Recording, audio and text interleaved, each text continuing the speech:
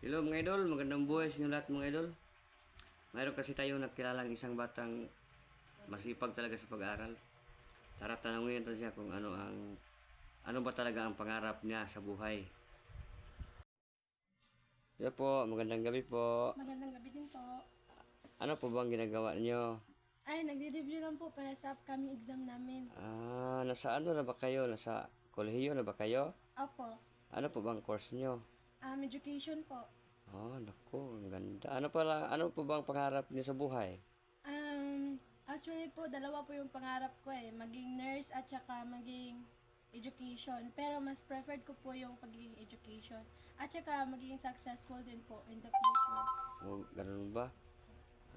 Okay yung pangarap nyo. Pangarap nyo po ba na makatulong sa magulang?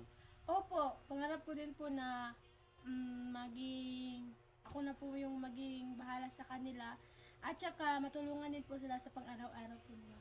Okay po, salamat po at naliwanagan kami sa inyong paano po. You're welcome Maganda po. po yung ano nyo, yung pangarap nyo. Sana po tutuparin nyo ng pangarap nyo. Opo.